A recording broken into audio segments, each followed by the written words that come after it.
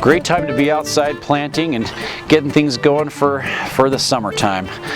We're going to be planting some cabbage and some broccoli today, and prepared the soil by tilling it all up and getting the soil prepared. Usually in the fall we'll put a lot of organic matter and fertilizer out there and till that in, let it all decompose over the winter time. And so we did that, but in the spring I like to run the tiller through just to loosen up the soil, lighten the soil up a little bit so that it's like perfect for planting. And then as we're getting ready to plant these plants, we're just gonna dig a few little small holes to put those in. Might need to go a little bit deeper. And we'll be ready to transplant some plants. So that's what we're going to be doing today, is we're going to be transplanting some cabbage and some broccoli plants. Cabbage I like to do about 3 feet apart. The broccoli we'll put a little bit closer, but we've got some different plants here. So a little bit of purple cabbage. Definitely you can tell it's a little bit different from the green cabbage. So we've got a late green cabbage here, and we've got a purple cabbage as well. I thought the purple would be kind of fun to plant today. So we're going to be doing some purple cabbage. What I like to do to prepare the holes is put a little bit of fertilizer down the bottom. So organic plant starter fertilizer from Natural Guard, we can put right down into the holes, work it right into the soil, and it will give the plants all the nutrient that they need for the first 6 to 8 weeks.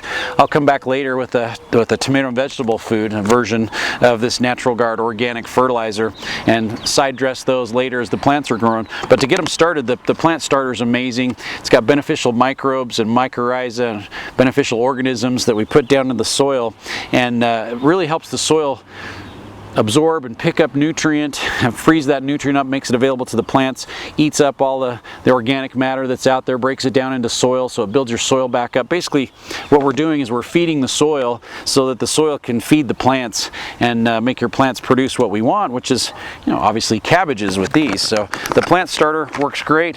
We're going to put just a little bit down into the hole where we're planting, usually about a teaspoon to a tablespoon for a small plant like this. We'll put that into the soil.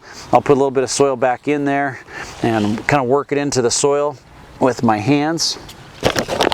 One trick is when you're getting these and pulling them out of the containers, be careful not to damage the root system too much. So we want to be gentle.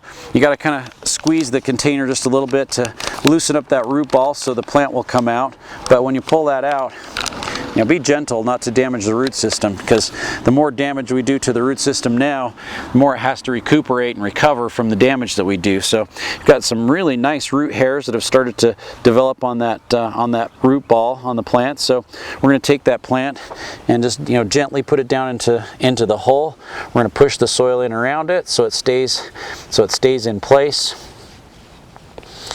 And I like to kind of press it down a little bit with my hands into the soil. Pull that rock out of there. Maybe bring a little bit of soil in around to protect it just a little bit. It's going to hold some moisture there. Then once you get them planted, I like to use the Kangaroots.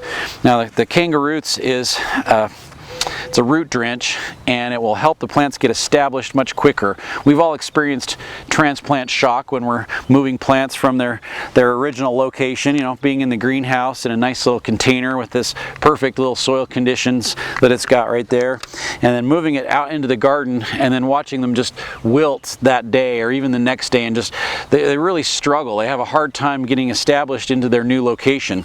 By watering the plants with the Kangaroots, we can help initiate that root development to get the plants to get established quicker. They'll develop a much larger root system faster so the plant can pick up the nutrient that's there available for them.